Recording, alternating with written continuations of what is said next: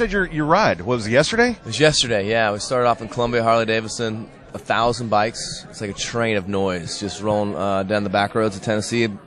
So many different police departments involved, but keeping us, keeping our feet off the ground. And we worked our way down the riverfront.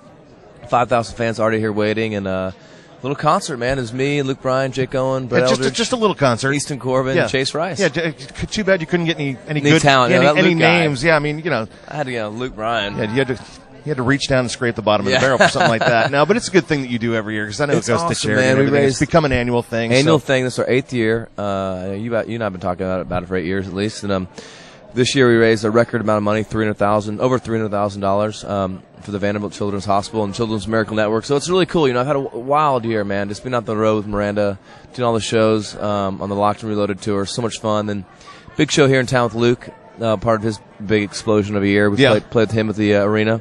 And then to end the year really with this Miles Music for Kids ride and concert.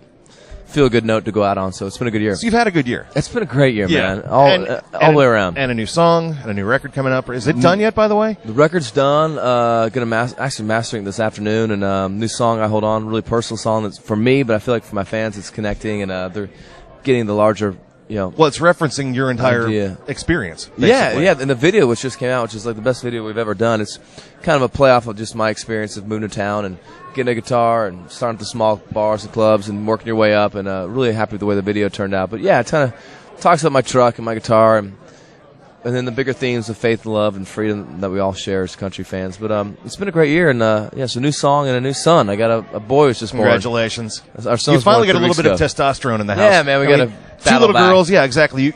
I do have 2 male dogs, but they've both been chopped. So you got to chop to adopt. So, but it's still an attitude, though. It's still a guy. It's still a dude, whether they've been fixed or not. Yeah, exactly. My boys have been good, but actually have a real my son, and he's awesome. 3 weeks old and doing really well. So we're how have your daughters blessed. Adjusted to the fact that they've got a little brother now? Oh man, they're awesome. My 5-year-old is she takes a lot of the slack for me. I have a hard time getting up too early, and I'll come downstairs and she's already holding him, giving him a ball or something. So I think I saw on your Twitter, what was it, right after your son was born, that you took your daughters out for pizza or something like that, and you were explaining what a circumcision was. Yeah. I remember thinking that was one of the odder tweets that I had seen in a while. Yeah, I got beat up on Facebook about that because people have different beliefs on that whole deal. I do too, man. I don't know what's right or wrong. It's a doctor asks you, and it's like, well, I guess that's just what we do, but who knows? But my daughter, she's 5. She's like, why? And I'm like, that's a really good question. There's a lot of different reasons for it.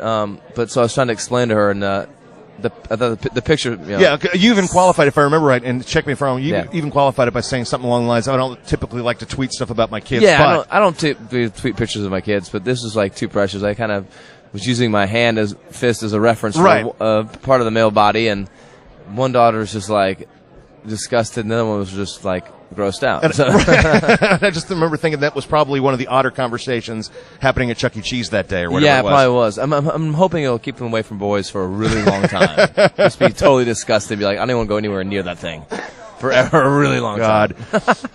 Excuse me. That's all right. Another thing I just saw on your Twitter, too, and again, check me if I'm wrong, as you scroll through that sometimes you don't necessarily process it. Did you lose a bet or something? You had to cut your hair? Because you got a short... My hair's short right now. Yeah, it's a little short. But it kind of goes in phases. But yeah, I was telling we had a long bus ride to Lubbock, Texas, and you mix that in with a little bit of Jägermeister and a $10 bet. We'll lose some hair. So a little bit of a trim, but it's all good. It's probably one of those things you just assume not exactly agree or not exactly talk about what that bet was. Yeah, that I cut my hair off. Okay, but we know what the stakes were, but what was the bet? Exactly. Well, I can't talk about that. All right, fair enough. The code of the road. The code of the road. But the live show, I always have like a bunch of pictures up there about my hair, the different phases of the curls. So. Yeah, well, we've seen them all. You guys have been there from the very beginning, man. And I still have, this is a true story, I still have on my desk a postcard that you sent after your very first visit into us. It was a Grand Ole Opry poster. The hatch like a hatch print with, who's on it? From Arizona. Help me. Oh, Marty Robbins? Marty Robbins. Yeah. Because you sent that because you're from Arizona, and I spent a lot of time out there. Talked about that, Marty Robbins. I still have that. Thanks, I still have that on my office wall. Wow, man. Glad I wrote those back then. Yeah, you do. You can't beat a good thing, But it was north of 10 years ago, too, and I can't believe it's been that long. I can't believe we're still doing it, man. It still feels like it's brand new to me. It's weird. I get out there on the road.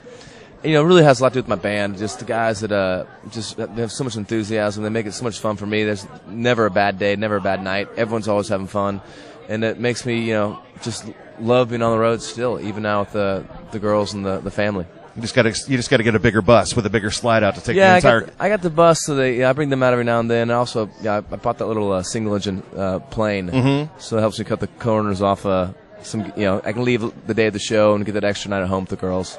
The kind of thing that you would have probably never thought about 10 years ago. Wouldn't have even entered the. 10 years ago, I was like, I could just live. I did. Why would you ever want to get off the tour bus? Right. We did 41 shows in 45 days. 1 year. It's like there's a day off. Let's play a gig. Right. So nowadays it's more like let's go to Chuck E. Cheese. Yeah. Nowadays, we just try to make the biggest, best tours we can make and play, really put on the best shows we can put on. But it's nice having those Monday, Tuesday, Wednesdays at the house for sure. No doubt. Get the batteries kind of things recharged. you wouldn't think about when you were in your 20s. Exactly right. Well, it's been fun watching you grow up, young man. Thank you. Thanks, bro. Great to see you as always. I still got a ways to go, but I'm working on it. We all do. You're a lot more of a grown-up now than you were then. Yeah, I probably am. But still willing to make a bet. Fueled by my wife would disagree at times, but yeah. No, I try to be. Yeah, you're doing good. It's good to see you. Thank you. Always good to see you.